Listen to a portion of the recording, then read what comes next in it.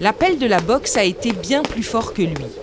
Après un petit break de quelques années, Mathieu Yegler risque bien de revenir fouler les rings de compétition dans les prochains temps, si le mental est à 100% et le plaisir toujours là. En même temps, la boxe et Mathieu, c'est une longue histoire d'amour. Il enfile ses premiers gants à 13 ans, du côté de Markolsheim. Il était alors le seul jeune du club. Tout de suite, son coach Stéphane Santangelo le prend sous son aile.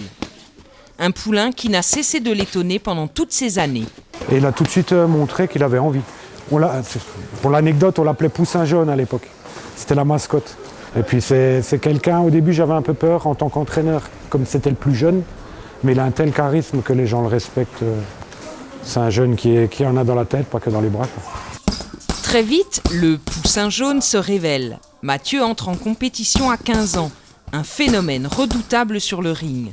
Son plus gros défaut reste l'impulsivité et une garde qu'il baisse trop souvent. Des défauts qu'il compense par d'autres qualités. Les qualités, vitesse, technique, il est très technique. On va dire, j'en ai pas vu deux avec des jambes comme lui et ultra puissant au niveau des jambes. Il est capable d'abréger un combat sur un coup de pied s'il est bien placé. Le coup de pied, justement, c'est l'un de ses atouts. S'il commence par la boxe française, il goûte ensuite par hasard au K1, le kickboxing japonais. Une discipline qui demande moins de contraintes, plus brute que la boxe française et qui permet d'utiliser pieds, poings et tibias. La tête sur les épaules, Mathieu n'a jamais franchi la limite de l'amateur. Champion d'Europe en titre, champion de Belgique, champion du monde universitaire, pro en K1, ses adversaires, eux, en revanche, ont toujours été des grands. Des souvenirs qui restent malgré tout impérissables. Alors le meilleur, c'était quand même le casino à Bâle.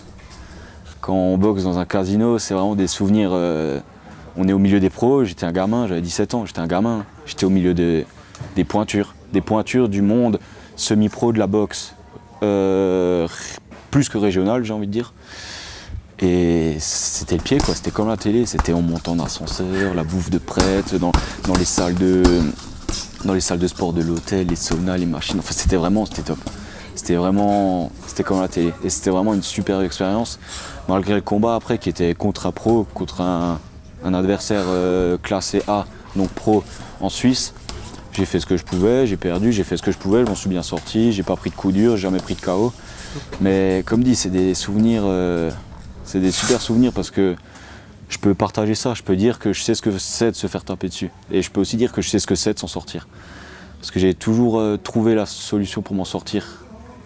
Alors que j'avais aucun combat facile. Stéphane rêve d'une ceinture européenne pour son poulain. Mathieu, lui, n'a encore inscrit aucune date dans son agenda. Il ne remontera sur le ring que s'il est prêt à 100% dans sa tête.